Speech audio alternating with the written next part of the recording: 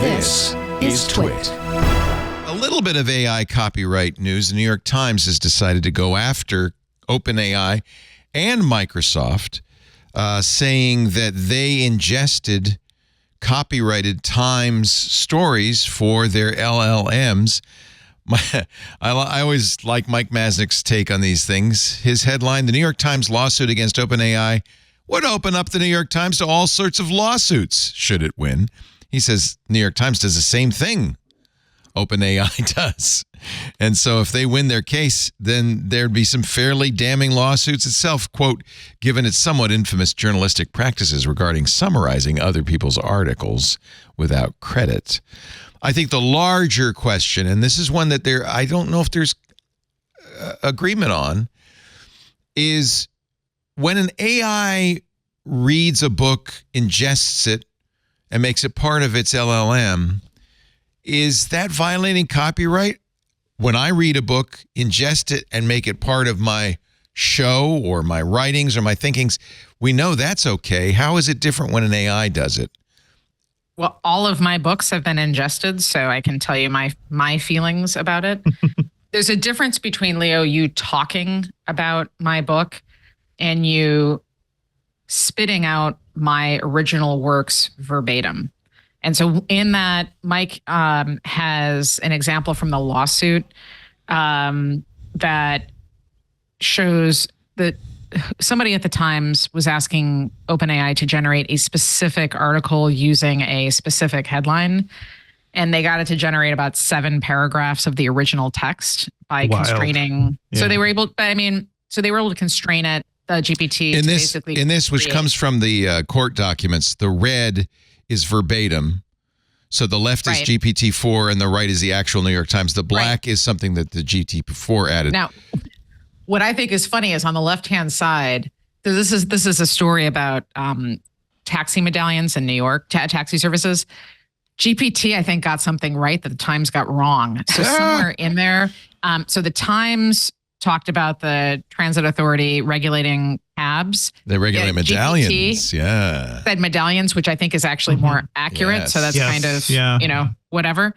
But look, I think there's a difference between you commenting on or talking about or referencing my material versus an AI, somebody asking a system to spit out something or write in the style of and have it spit out verbatim, either something that I did or something very close to what I did without, I hold the copyright. My publisher holds the copyright. I'm in the corpus that was used. There's like a corpus of like 187,000 books and all of my books are in it. Like those are pirated, by the way. That is a pirated corpus. Yeah. Yeah. No. I mean, like my publisher didn't say, hey, here's a giant archive of our author's works.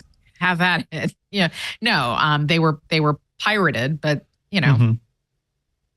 We're having really specious arguments right now about plagiarism, in academia, and looking at this text like literally being copied over, by OpenAI stuff. Like, to me, that's what it would feel like. Like, I'm sure my articles are up in there too.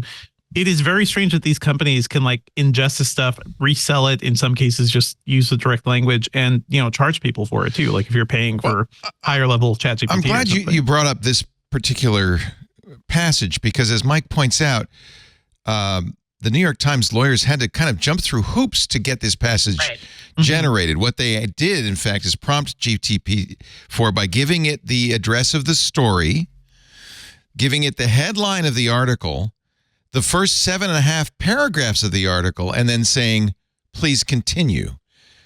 Now, admittedly, a pirate who didn't want to pay for the New York Times could perhaps do that. Well, wait a minute. No, he wouldn't have the first 7.5 paragraphs. It doesn't seem like a very efficient way to read the New York Times. And one of the 4 defenses, the fair use defenses, is that there be a commercial impact, the loss of sales. The Times seems to be arguing, this is Your Honor, this is going to put us out of business. Do you really think somebody's going to read the New York Times by I don't think that specific case, but it is the fact that that stuff is in there. like it's all in there and can be recalled at any point. Well, if I had a perfect memory, any book I read is also in there. Well, I think the difference is, though, Leo, you're not, there's an app store that's going live that we've known about for about a year. So what this really does is it potentially allows third parties to build systems that they can. There's just like a chain of monetization that the Times skips out on. Yep. What's interesting that was not in Mike's story is that the AP negotiated, I thought, a really terrible and really just a terrible deal with OpenAI to give them access to their archives, which I think is incredibly short-sighted. It'll mean money in the short term and a really long tail of losing out on how to commercialize this or prevent against their own disruption. We are moving into an era where we are talking more than we are typing. So if it's the case that our interactions with machines are going to be much more conversational, then that entire ecosystem is being built on content created by other people who are not part of that future business equation, which is why I have a hard time with Meta and everybody, Apple, whoever else, talking about their open source tools, and Meta and Google coming to Congress and hoping, like, please, pretty please, will you regulate us? Because they're just setting the parameters right now for a future in which their power is even more concentrated. And I just think we're all getting distracted in the process.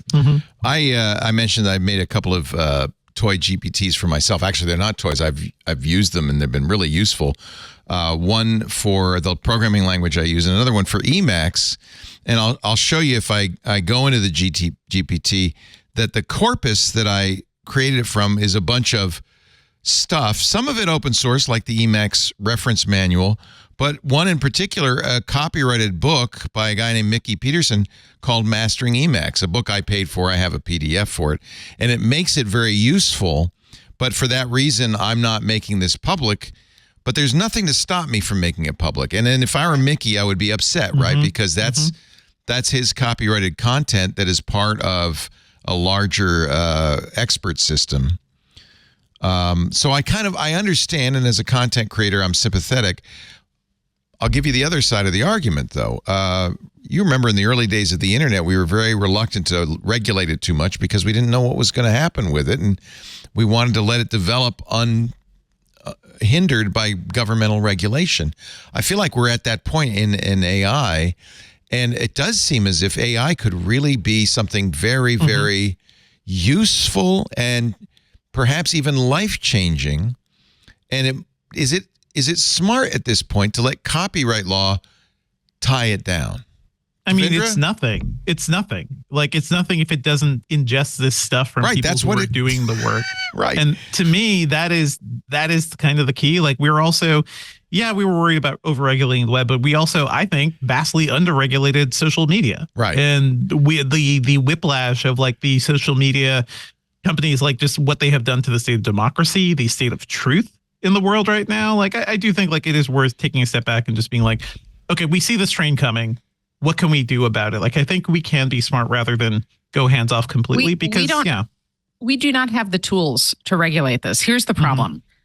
Who in the federal government would not just has the knowledge, but really has the structure and the capacity and the enforcement and everything else to deal with AI, which itself is not the content. I mean, look, our copyright laws make sense for newspapers, which became digital newspapers in the form of the web.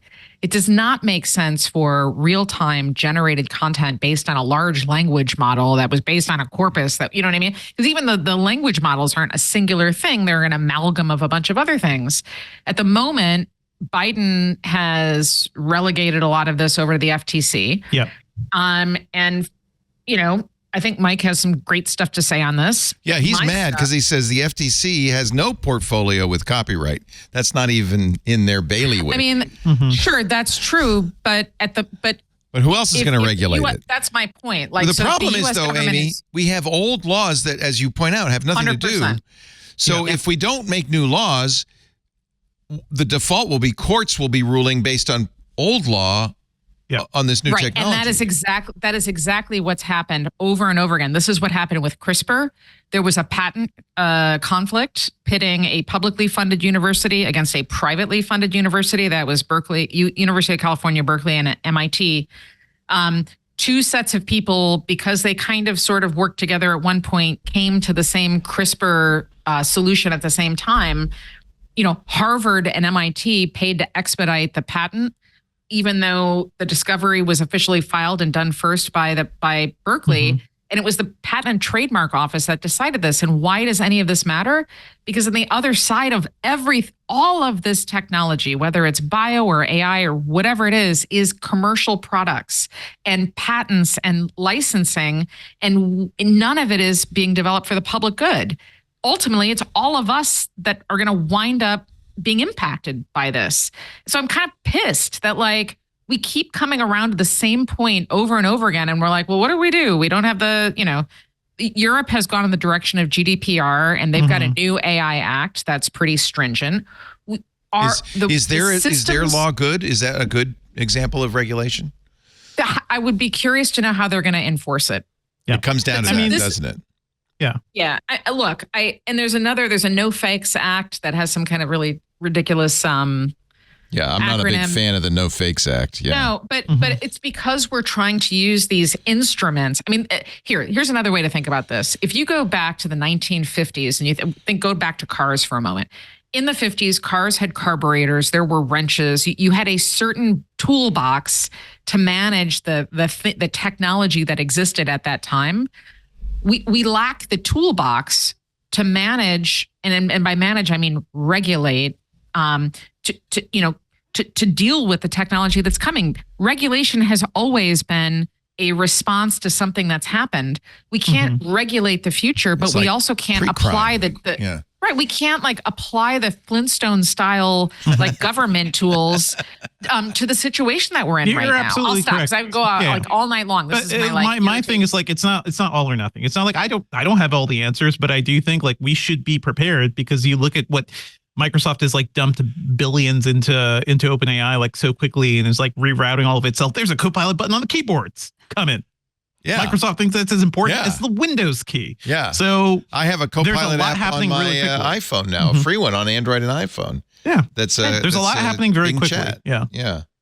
I just think we need to take that step back and make preparations for how we handle this stuff, because clearly it is world changing. And I think the hands off approach I don't know if this is an accident or coincidental, but I also have an AI picture of my wife on my iPhone. So, I think that's the AI telling you I'm good. Actually. I'm good. See, I'm doing nothing wrong. It's a little hint, isn't it, from the AI? It is. Don't mess with me, Leo, because your loved ones live inside me.